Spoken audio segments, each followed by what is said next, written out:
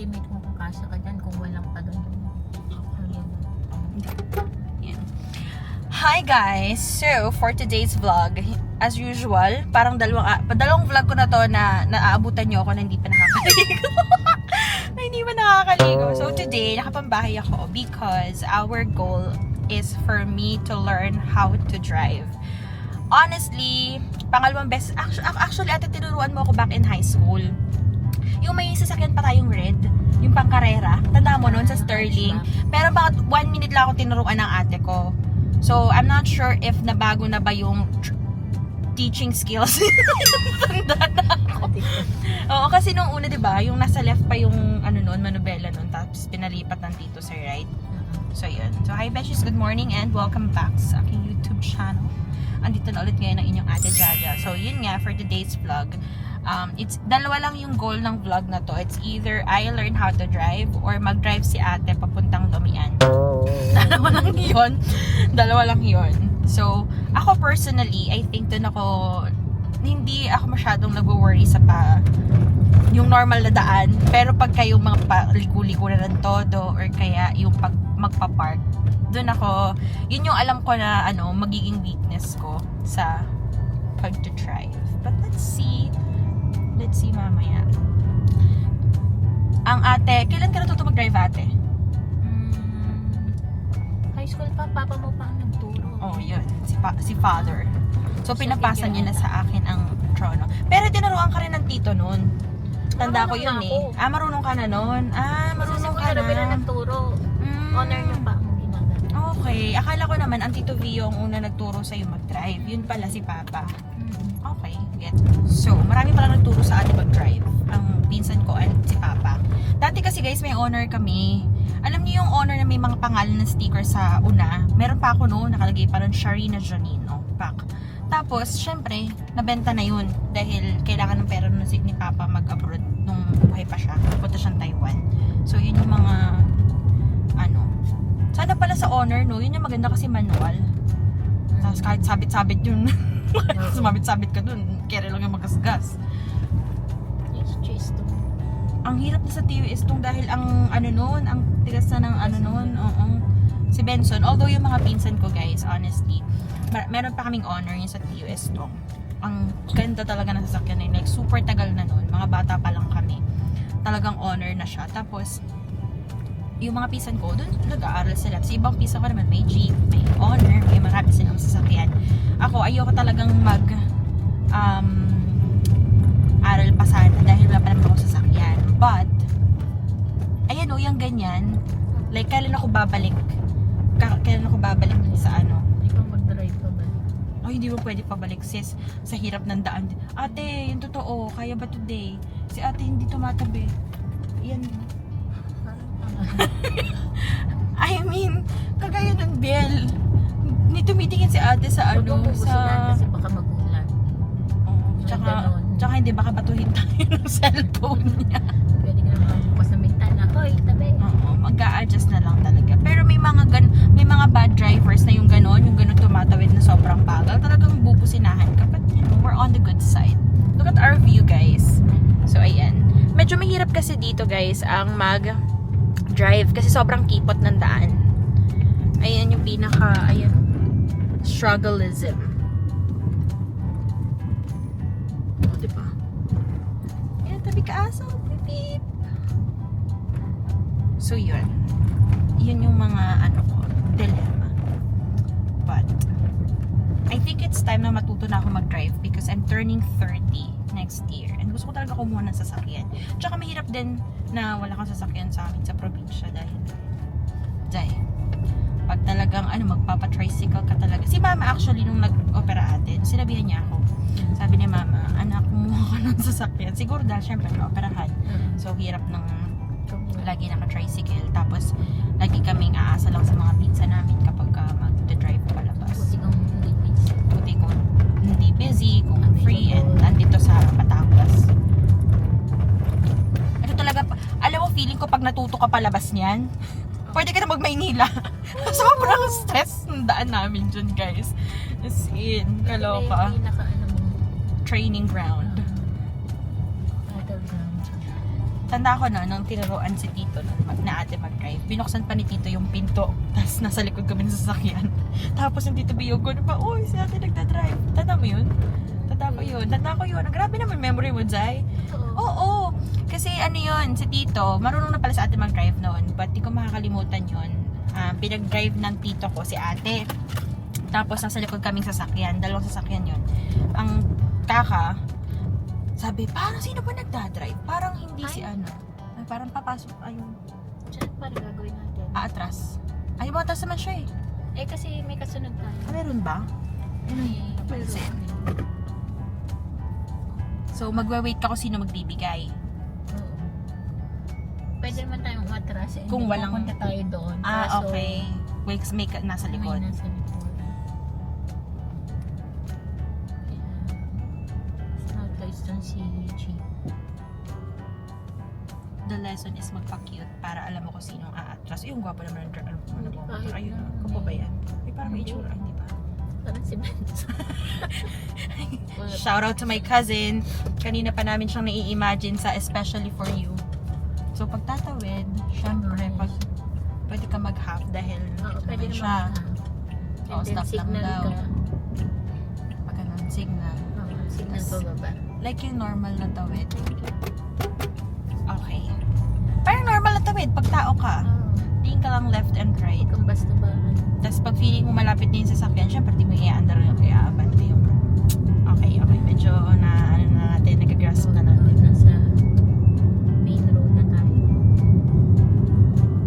Paano mo ramdam na nasa tamang lane ka? Mayroon kang tinitingnan? Dito, basta narito ka sa upuan to, may salamin, basta gumitna ka. Hindi ka pwedeng ganyan-ganyan. Yun, sa ano tinitingnan mo? Itong salamin, sa mirror, kung nasa gitna ka. Siguro mamaya pag ano, Mamaya pag ikaw na visualize ko. nakaupo. O pagka reverse, yan, pag magpa-park, basta mo yan. Reverse, drive, reverse. Basta drive. Preno ka ha. Nakapreno. Preno muna. Tatanggalin ko ang handbrake. Ang daming sasakyan. Preno ka ha. Nape-pressure ako, visit. Ate! Sige. Preno. Hahawakan ko. Paano ko malalaman pag ano na? Magpa-flasher ako pero syempre... O sige, hindi ko mag-start ka na mag-placer. Utay-utay ang tanggal ng preno. Pero dito ka muna.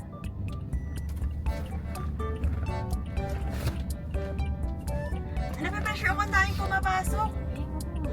Basta itong lane mo. Hindi ka naman papasok pag placer. Release ang ano. Pressure ka ba sa akin? Hindi. Release ang preno. Tanggal. Alalay. Yan. Ipilo mo na. Ano? Wait. Basta preno. Para itansay mo. Pero huwag naman search. Paano pa lang Yung distance nitong gitna, nasa gitna dapat tayo nito. Sa tingin mo. Alalay kasi preno. Alalay ako ate. Dahil pababa tayo. Gas ng pero Hindi pababa ko tayo. nire-release. So, hindi ako magagas kasi ano. Basta alalay ka preno. Bitawan mo. Hindi naman siya ang preno. Pero parang nakaano ka lang. Eyes on the road. Nagkamalubang. Putik mo. Basta dito lang tayo. Hindi. Ganun ka na. Tingnan mo din. Hindi. Baka diyan. Hindi, gitna ako. Parang ganito ka ng konti. Kasi magkakalampasan sa inyang yan. Ha? Stop ka din mamaya. Full stop dito. Sorry. Pa. Okay. Binagyo. Sige, huwag ka sige, alalay mo naman eh. Liligo ba tayo? Hindi, diretso. O sige, gas. Wait lang. Gas. Basta tansya mo itong ano. Di ba yun? May feeling ko naman Hindi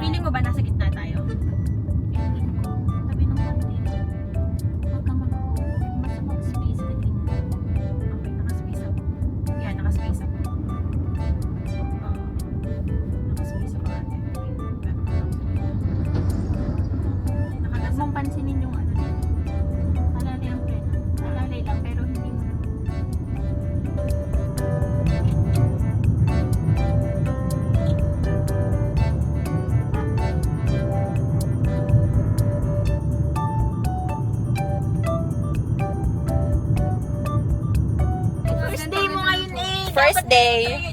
Theoretical pa. First day, sinabak ako ng ate sa main road. Oh, main But road ka I was, agad. but I was very a careful driver. I was a careful driver. I think pag mga 5 times pa. Kasi may mga roads na hindi mo naman ako super, Familiar ba? oo, kung liliko ba ako. Tsaka hindi talaga ako familiar sa daan na to, guys. But it wasn't bad. It wasn't bad.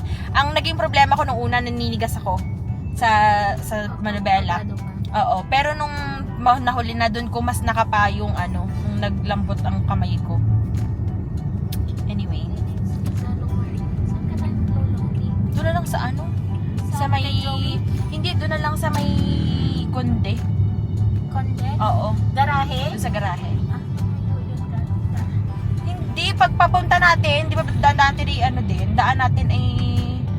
daan natin ay bypass. Ah, doon sa kabilang bypass, pwede Oo. na ba yung daanan? Oo, pwede na yun. Doon sa may Hindi ko alam Palila, sa kung may ba Konde.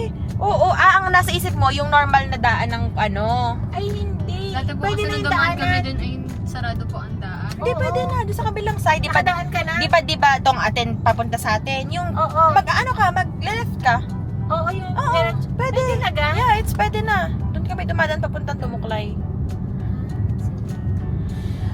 Sinabak ako ng bisan ko sa main road. Marami ako kasalubong na shop. But thank you so much sa mga nagbigay na driver na naintindihan. Feeling ko at the back of their minds, syempre minumura-mura na nila ako kasi normal naman yun.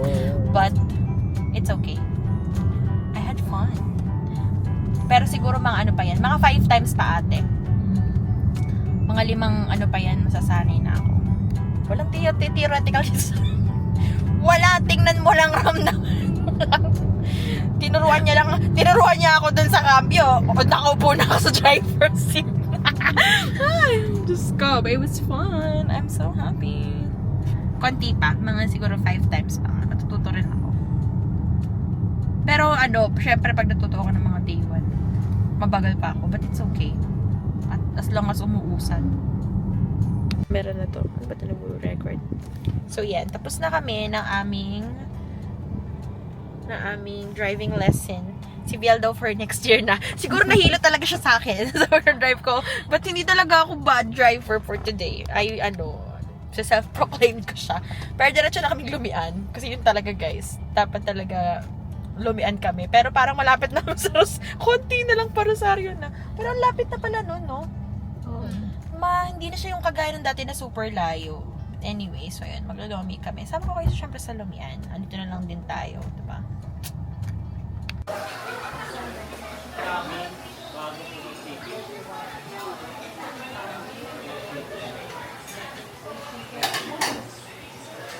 So guys, ngayon lang ulit ako mag-vlog ng Lomi. Ang first na vlog ko ng Lomi is nung nagluto ang kaka ng Lomi, and then it was a Q&A vlog. But I think yung pinaka nagustuhan ko dito sa Lomian sa Grahe is because of this. They will provide you talaga guys. Super unli. Pakita ko sa inyo guys. So yan. Wait. Hindi yan siya. Alam mo, sobrang stress talaga tong DJI for Eto. So, hindi ko talaga siya ma-focus. I don't know why. Yan. Meron silang mga unli na sibuyas. Tapos with chili.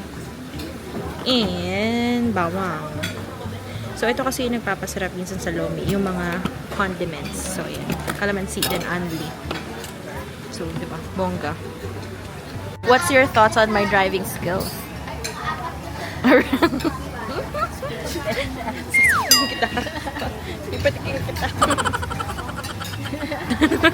Speechless. Nahilo ka? Siyempre, mabagal kasi. Pag mabagal yung Biglaan drive, lang din. pipreno. Hoy, hindi na sobrang OA nung bigla. Ay, nung una po. Nung una. Oo, nung una actually. Ang amis naman ito. Pero nung una parang, sige preno pre, oo. Okay. Nung sa una pala ganun, kasi syempre hindi mo alam kung gaano ka bigat or ano. Oo, but ngayon hindi. Kahit pala onti lang, but ano na siya. Okay na siya. I'm sure papanoodin to ng Kuya Baste. Kasi ang Kuya Baste, nung galing kami dito, sabi niya, Ling, gawa ka muna, ikaw na, tuturuan mo sana ako. Galing kami dito sa diversion. Ay, sa bypass. Pero parang hindi pa ako ready that time. Kuya, nakapag-drive na ako. Nakarating ako ng hanggang lagpas sa ibaan. Yung hirap sa bukid, ang siksika ng, ng kalsada. Mga day 2.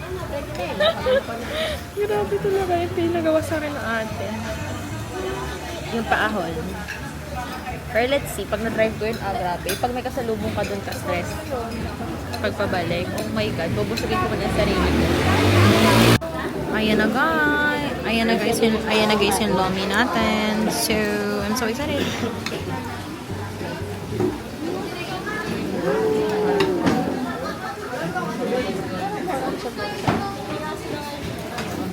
So guys, we're finally home and ako pa rin yung nag-drive from Lumian going home. And I'm so proud because mahirap talaga yung daan sa amin papasok. So sa mga kamag-anak and friends ko na nakapunta rin dito sa bahay, nanonood ng vlog ko, oh my God. Super one for the books. And I'm so proud. Day 1 was a success. Nung pabalik na daw, hindi na masyadong nahilo si Viel. Although, ang dami ko talagang kasalubong, guys. Nahilo pa rin po ako. Side comment, nahilo pala. Pero compared sa una, dun sa unang-una, Mas yung una po. oh, see? That's what I'm saying. Anyway, thank you so much for watching, you guys. I hope you enjoyed our vlog, and this is really one for the books. I'm so happy that I vlogged it. Thank you for watching. See you on my next vlog. Don't forget to hit like and subscribe sa aking YouTube channel. Follow and like my Facebook and Instagram page. Ang link ay nasa description down below. Stay safe, stay happy, and stay healthy sa inyo at sa inyong buong family. God bless us all, and see you on my next vlog. Bye!